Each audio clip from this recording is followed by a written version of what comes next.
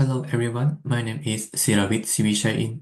I am a second year PhD student of Graduate School of Medicine, Toku University.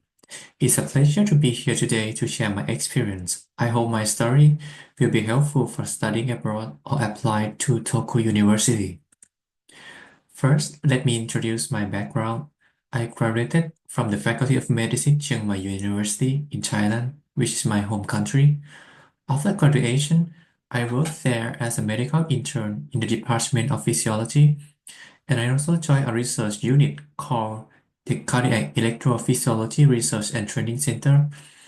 I worked in Thailand for about 3 years, and during that time, I started looking for opportunities to pursue a PhD degree abroad. That's when I decided to apply for the MEX scholarship. The application process took around 1 year, and after being accepted, I come to Japan in 2023. As a research student, I first joined the intensive Japanese language program offered by Toku University for 6 months. After completing the program, I enrolled as a PhD student in October 2023. Now, I am in the second year of my PhD course. My lab is called AI and Innovative Medicine, where I focus on single-cell RNA sequencing analysis and how AI technologies can support this research. I will share more about my research later in this presentation. First, I'd like to introduce the scholarship that brought me to Japan, the MEX scholarship. The MEX scholarship, or Japanese government scholarship, is offered by the Japanese government to support the international students who wish to study at higher education institutions in Japan.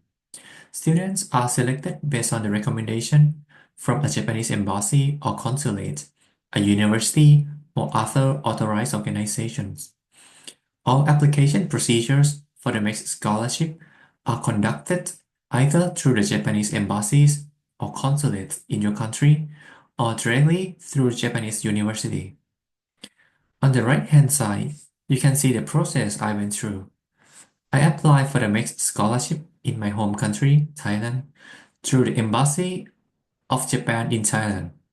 The process can be broken down into a few simple steps. Submit application documents. First, screening, which includes a written exam and interview.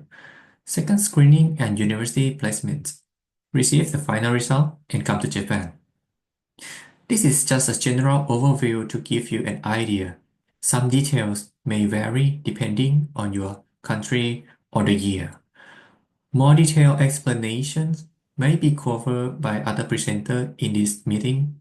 In my case, it took about 1 year from the start of the application to my arrival in Japan.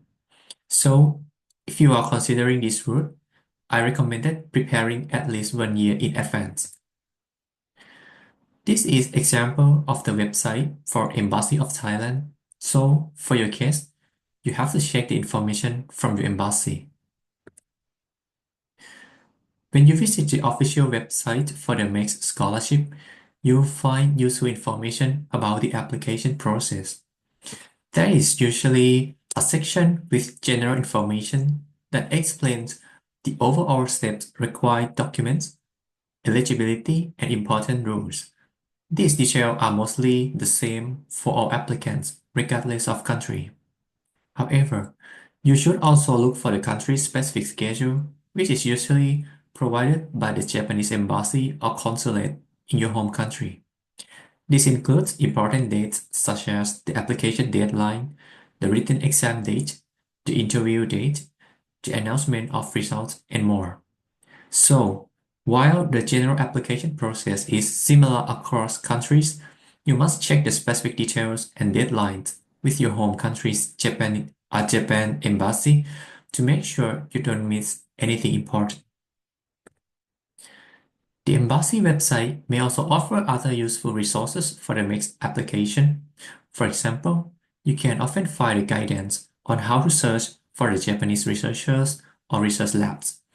And most importantly, for many applicants, the past exam papers that can help you prepare for the written test. These previous steps These previous exams are a great way to practice and understand the paper test formats. The website shown here is one of those useful resources, so I recommend that you visit it and explore the information carefully. One great advantage of the MEX scholarship is the visa application process. Once you pass the MEX selection and are officially nominated as a scholarship recipient, the visa process is usually smooth and fast. Because you are sponsored by the Japanese government, some documents that are normally required for other types of visa, such as the certificates of eligibility or COE, or proof of financial support, are not necessary in most cases. Usually, you will only need a valid passport, a passport size photo, a visa application form. However, please note that local procedures may be vary depending on your country, so it is very important to check the latest and accurate information with the Japanese embassy or consulate in your country. That's all for the MEX scholarship part of my talk. Next, I'd like to introduce my laboratory as an example of one of many labs you can find in the Graduate School of Medicine at Toku University. My lab is called AI and Innovative Medicine, and it is mainly led by three faculty members: Professor Ken Tamiya, Associate Professor Jun Takayama, and Lecturer Masayuki Shirota. Our lab focuses on understanding the genetic and lifestyle factors behind common diseases and how these factors interact. In addition, we work on applying artificial intelligence or AI and machine learning techniques to analyze large-scale medical data, especially data from the genome cohort, biobanks, and DNA sequencing studies.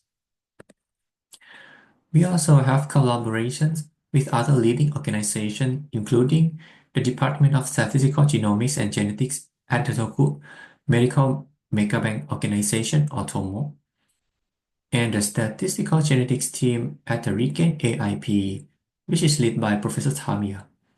Our lab is based inside TOMO, which is one of the largest biobank facilities in Japan.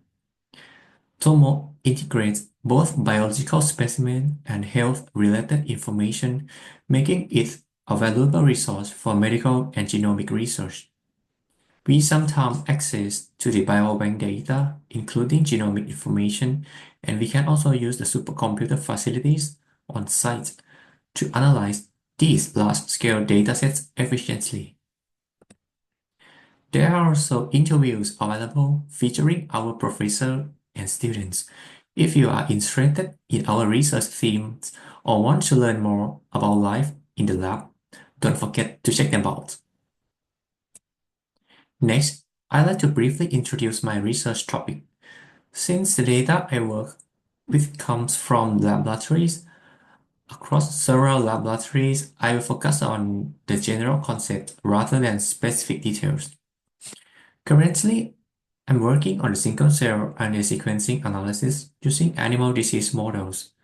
The goal is to identify key physiological or pathological processes involved in disease by examining gene expression at the single-cell level. Because transcriptomic data is very large and complex, it requires advanced analytical methods to interpret it effectively. Recently, a new type of a large AI model, known as a foundation model, has been developed specifically for the single-cell RNA sequencing analysis. In my research, I aim to apply these foundation models, which already contain general knowledge about cell types, to specific biomedical problems or disease models. I hope that by using these powerful AI tools, we can uncover novel mechanisms or therapeutic targets that will deepen our understanding of disease. To give you an idea of what it's like to study here, this is my typical daily schedule. Most of my time is dedicated to research work. Since I am in a dry lab, my work mainly involves using the computer for tasks such as coding, data analysis, and writing manuscripts. In addition, In addition to my own research, I also participate in various academic activities such as lectures, journal clubs, seminars, group meetings. There are also optional Japanese language classes provided by the university. So if you are interested in learning Japanese, it's a great opportunity to study both your field and the language at the same time. Besides everyday activities, you can also join many interesting events based on your interest in this university. For example, I love exploring Sendai, especially go hiking around the area.